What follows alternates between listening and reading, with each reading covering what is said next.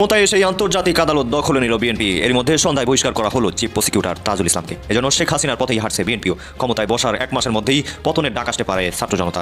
আওয়ামী লীগ সরকারের 17 বছরে যে সব রাজনৈতিক মামলা হয়েছে তা প্রত্যাহার শুরু করেছে বর্তমান সরকার। রোববার এক বার্তায় স্বরাষ্ট্র মন্ত্রণালয় এ তথ্য জানিয়েছে। আওয়ামী লীগকে নিয়ে অনেকটা বেকায়দায় আছে সরকার। মির্জা ফখরুল ইসলাম আলমগীরের কথাই সেটা পরিষ্কার। সেটা হচ্ছে যে তিনি বলছেন যে আওয়ামী লীগের বিষয় আইনগতভাবে দেখা হবে। 12 ফেব্রুয়ারি সংসদ নির্বাচনের পর থেকে একের পর এক কার্যালয় খুলতে শুরু করেছে কার্যক্রম নিষিদ্ধ আওয়ামী লীগ। কোথাও কোথাও পতাকা টাঙিয়ে স্লোগান দেওয়া হচ্ছে, আবার কোথাও দলীয় ব্যানার টাঙানো হচ্ছে। 5 আগস্টের পর টানা 1.5 বছর গণমাধ্যমে তেমন একটা উপস্থিতি ছিল না রাষ্ট্রপতি মোহাম্মদ শাহাবুদ্দিনের। তবে বিএনপি সরকার ক্ষমতা গ্রহণের পরই দৈনিক কালের কণ্ঠে বিশেষ সাক্ষাৎকার দিয়েছেন তিনি। অন্তর্বর্তী সরকারের 1.5 বছর কেমন ছিলেন সেটি নিয়ে খোলামেলা কথা বলেন রাষ্ট্রপতি। নির্বাচনের পর থেকেই দেশের বিভিন্ন জায়গায় আওয়ামী লীগের নেতাকর্মীরা দলীয় কার্যালয় পুনরায় দখলে নিতে চেষ্টা করছে। অনেক জেলায় কার্যালয়ে ছবি টাঙানো ও পতাকা উত্তোলন করেছে দলটির নেতাকর্মীরা। আসসালামু আলাইকুম, জানিয়ে দিব এই মাত্র পাওয়া সর্বশেষ গুরুত্বপূর্ণ আপডেট খবর। দর্শক, এত সময় শুনছিলেন সংবাদ শিরোনাম, এবার থাকছে বিস্তারিত। তার আগে ছোট্ট একটা রিকোয়েস্ট করতে চাই, যারা এই ধরনের নিউজ দেখতে ভালোবাসেন দেন আগে চ্যানেলটি সাবস্ক্রাইব করে বেল আইকনটা অল করে দিবেন।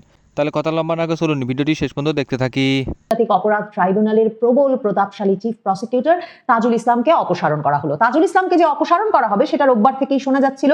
রোববার নতুন আইনমন্ত্রী আসাদুজ্জামান চিফ প্রসিকিউটর তাজুল ইসলামকে তার কার্যালয়ে ডেকে নিয়ে যান এবং সেখানেই তিনি এটা অবহিত করেন যে সরকার তাজুল ইসলামকে সরিয়ে নতুন চিফ প্রসিকিউটর মনোনয়নের সিদ্ধান্ত নিয়েছে। এরপর সোমবার এই ঘোষণা আসে যে তাজুল ইসলামের জায়গায় নতুন চিফ প্রসিকিউটর হিসেবে আইনজীবী মোহাম্মদ আমিনুল ইসলামকে নিয়োগ দেওয়া হয়েছে। আমিনুল ইসলাম জাতীয়তাবাদী আইনজীবী ফোরামের সদস্য এবং তিনি বেগম খালেদা জিয়া এবং নতুন প্রধানমন্ত্রী তারেক রহমানের আইনজীবী হিসেবেও আদালতে মামলা লড়েছেন।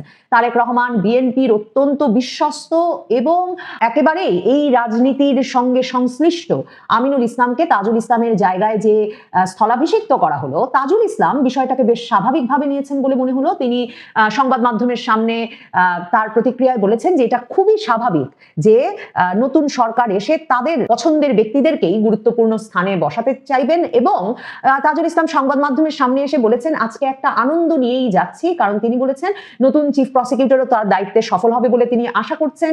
এবং তিনি বলেছেন যে আজকে বলছি আমি প্রত্যেকের ওপরেই সন্তুষ্ট, আজকে একটা আনন্দ নিয়েই যাচ্ছি, যতদিন দায়িত্ব পালন করেছি প্রত্যেকে আমাকে হেল্প করেছেন। আমি আশা করব যিনি চিফ প্রসিকিউটর আসছেন তিনিও একই ধরনের সহযোগিতা পাবেন। রাজনৈতিক সরকার কোনো নির্বাচিত নতুন সরকার দায়িত্ব নেয় তখন স্বাভাবিকভাবেই রাষ্ট্রের বিভিন্ন জায়গায় তারা পছন্দের লোক বসাবে। এই যে তাজুল ইসলামকে সরিয়ে বিএনপি তাদের মন মতো তাদের রাজনৈতিক লোক বসিয়েছে, এ নিয়ে যখন সামাজিক যোগাযোগের মাধ্যমে জামায়াতপন্থী অ্যাক্টিভিস্ট রাজনৈতিক সমর্থক তারা ভীষণভাবে সোচ্চার, তখন যে তাজুল ইসলাম বিষয়টাকে এত স্বাভাবিকভাবে দেখছেন তার কারণ তাজুল ইসলাম যেভাবে আন্তর্জাতিক অপরাধ ট্রাইব্যুনালটা পরিচালনা করছিলেন তা নিয়ে দেশে বিদেশে যে ধরনের সমালোচনা বেরিয়ে আসছিল এবং এখন যখন তার অপসারণের খবর বেরিয়ে এসেছে তখন এমনকি তার প্রসিকিউশন টিমের ভেতরে তার বিশ্বস্ত আইনজীবীদের মধ্য থেকেই তার বিরুদ্ধে, তার প্রসিকিউশন টিমের বিরুদ্ধে এত বড় ধরনের আর্থিক দুর্নীতির অভিযোগ উঠে আসছে যে সম্ভবত সরকারের কাছে, তারেক রহমান সরকারের কাছে এ সব অভিযোগ থাকায়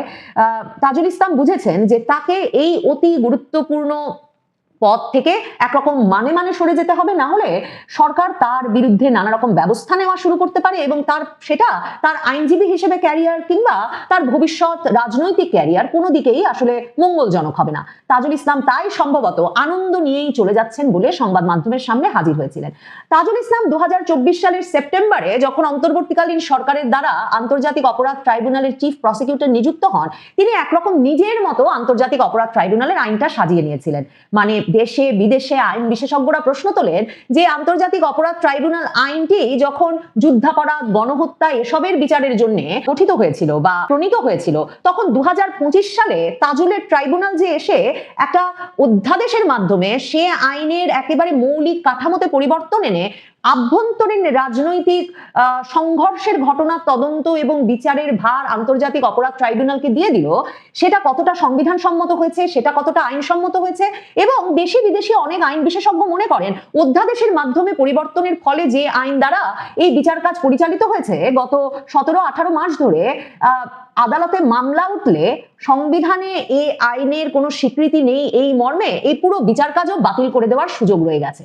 এমন অবস্থায় তারেক রহমানের সরকার যে আশা মাত্র প্রায়োরিটি ভিত্তিতে, অগ্রাধিকার ভিত্তিতে তাজুল ইসলামকে বাংলাদেশের ইতিহাসের বলা যেতে পারে সবচেয়ে স্পর্শকাতর ট্রাইব্যুনাল যিনি পরিচালনা করছেন, যেখানে সাবেক প্রধানমন্ত্রী সহ আওয়ামী লীগ নেতৃবৃন্দের বিচার কাজ চলছে, যেখানে বাংলাদেশে একেবারে কর্মরত সেনা কর্মকর্তা জেনারেলদের বিচার চলছে, সেখানে সেই ট্রাইব্যুনালের চিফ প্রসিকিউটরকে, মুখ্য চরিত্রটিকে যে তারেক রহমান ক্ষমতায় আসার 7 দিনেরও কম সময়ের মধ্যে অগ্রাধিকার ভিত্তিতে সরিয়ে দেওয়া প্রয়োজন বোধ করলেন, সেটা কি শুধুই বিএনপির ব্যক্তিকে, বিএনপি ঘনিষ্ঠ আইনজীবীকে তার জায়গায় বসানোর জন্য, নাকি তাজুল ইসলাম যেমন ইচ্ছে করে এই যে আন্তর্জাতিক অপরাধ ট্রাইব্যুনালটা পরিচালনা করছিলেন সেটা থামানোর জন্য, যেভাবে বিচার প্রক্রিয়াটা চলছিল সেটা যে একটা দেশে বিদেশে প্রশ্নবিদ্ধ বিচার প্রক্রিয়া চালিয়ে যাচ্ছে, সেই প্রক্রিয়াকে একটা আইনের মধ্যে আনতে সে প্রশ্ন কিন্তু অত্যন্ত গুরুত্বের সঙ্গে করা প্রয়োজন।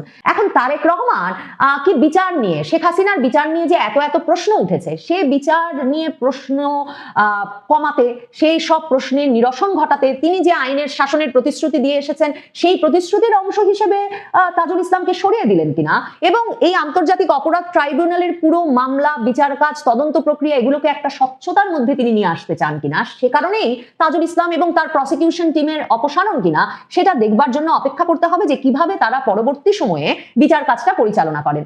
দেখেন, তাজুল ইসলামের প্রসিকিউশন টিম একরকম যে মানে একরকম ভয় দেখিয়ে, একরকমের চাপ প্রয়োগ করে, একরকমের জবরদস্তি করে বিচার প্রক্রিয়াটা চালিয়ে নিয়ে যাচ্ছিল। গত কমাসে সংবাদ মাধ্যমে এত রকম চাপ আর ভয়ের পরিবেশের মধ্যেও কিন্তু সেটা খবর হয়েছে। তিনি অপরপক্ষের আইনজীবীকে রীতিমতো ধমকে বলেছেন যে যদি আপনি বেশি কথা বলেন তাহলে আপনার বিরুদ্ধেও মামলা করে দেব, আপনার বিরুদ্ধেও অনেক অভিযোগ আছে। কেন অভিযোগপত্র আসামি পক্ষের আইনজীবীর কাছে পৌঁছানোর আগে এই মামলায় সাক্ষ্য গ্রহণ শুরু হয়ে গেছে, এমন একেবারে বেসিক প্রশ্ন করার পরেও তাজুল ইসলাম এবং তাজুল ইসলামের প্রসিকিউশন বাহিনী এমন ধমকে উঠেছে যে সেসব শিরোনাম হয়েছে বাংলাদেশের বিভিন্ন সংবাদ মাধ্যমে। কাজেই তাজুল ইসলামরা একরকম যে শুধু আইনটাকে সাজিয়ে নিয়ে শেখ হাসিনা থেকে শুরু করে আওয়ামী লীগ নেতৃবৃন্দ, সেনা নেতৃবৃন্দ, পুলিশ সকলের বিচার করা শুরু করেছেন আন্তর্জাতিক অপরাধ ট্রাইব্যুনালে, তাই নয়, পুরো বিচার প্রক্রিয়াতেই তারা বিচারক থেকে আসামি পক্ষের আইনজীবী সবাইকে ধমকাধমকি করছিলেন, একরকমের ভয় দেখিয়ে তাদের পছন্দের বিচারটা আদায় করে নিয়ে আসছিলেন। আরো ভয়াবহ যেসব অভিযোগ এখন তাজুল ইসলামদের বিরুদ্ধে উঠে আসছে, মানে আন্তর্জাতিক অপরাধ ট্রাইব্যুনালের চিফ প্রসিকিউটর আর তার প্রসিকিউশন টিমের বিরুদ্ধে উঠে আসছে, সম্ভবত সেসব অভিযোগ মাথায় রেখেই মানে হাসতে হাসতে আমি আনন্দিত বলতে বলতে তাজুল ইসলাম সরে গেছেন। সবচেয়ে বড় যে অভিযোগটা এসেছে সেটা হচ্ছে শেখ হাসিনার মামলায় রাজসাক্ষী করার বিষয়টি নিয়ে একটা গুরুতর অভিযোগ এবং অসন্তোষ জুলাই আন্দোলনে নিহতদের পরিবারের পক্ষ থেকেই ছিল। নিহত পরিবারগুলো বলে আসছিল যেই পুলিশ বাহিনী সবচেয়ে বেশি হত্যাকাণ্ডের সঙ্গে জড়িত, সেই পুলিশ বাহিনীর প্রধানকে রাজসাক্ষী করে নামমাত্র সাজা দিলে কি করে ন্যায় বিচার নিশ্চিত হলো, যখন কিনা শেখ হাসিনা এবং স্বরাষ্ট্রমন্ত্রী আসাদুজ্জামান খান কামাল এমনিতেই দেশের বাইরে আছেন এবং তাদেরকে গ্রেফতার করা যায়নি। এই অভিযোগ, এই অসন্তোষ জুলাইয়ে নিহত পরিবারগুলোর ভেতরে ছিল। তারা এসব নিয়ে ট্রাইব্যুনালের বাইরে নানা সময় অসন্তোষ প্রকাশ করেছে, বিক্ষোভও প্রকাশ করেছে, সরকারের বিভিন্ন জায়গায়ও তারা আপত্তি জানিয়েছে এবং পুরো আদালত পাড়ায় এই অভিযোগটি ভীষণভাবে আছে যে তৎকালীন আইজি চৌধুরী আব্দুল্লাহ আল মামুনের কাছ থেকে বিরাট অঙ্কের টাকা নিয়ে তাকে এই রাজসাক্ষী হওয়ার সুযোগ দেওয়া হয়েছে তাজুলের আদালত আন্তর্জাতিক অপরাধ ট্রাইব্যুনালে শেখ হাসিনার বিরুদ্ধে বিচারে। তাজুলের ট্রাইব্যুনালের প্রসিকিউশন টিমের একজন সদস্য এবং ডেপুটি অ্যাটর্নি জেনারেল হিসেবে নিযুক্ত বিএম সুলতান মাহমুদ, তিনি বিভিন্ন জায়গায় সামাজিক যোগাযোগ মাধ্যমে গিয়ে লিখছেন যে শুধু আইজি মামুন নয়, আশুলিয়ার লাশ পোড়ানো মামলায় টাকার বিনিময়ে আফজালকেও রাজসাক্ষী করে দায়মুক্তি দেওয়া হয়েছে। ৩-৪ জনের একটা সিন্ডিকেট শুরু থেকেই এই চক্রে জড়িত, যারা ধানমন্ডিতে আন্তর্জাতিক অপরাধ ট্রাইব্যুনালের তদন্ত সংস্থায় বসে এই সিন্ডিকেটটি যেমন ভাবে আইজি মামুনের রাজসাক্ষী নাটক সাজিয়েছিল, ঠিক তেমনি ভাবে এই যে পুলিশ সদস্য আফজালকেও মোটা টাকার বিনিময়ে রাজসাক্ষী করে দায়মুক্তি দেওয়ার ব্যবস্থা করেছে। এই যে একটা রাজসাক্ষী বাণিজ্য তাজুল ইসলামের নেতৃত্বে প্রসিকিউশন টিম গড়ে তুলেছিল, এ নিয়ে এখন সামাজিক যোগাযোগ মাধ্যমে প্রকাশ্যে আলাপ আলোচনা চলছে।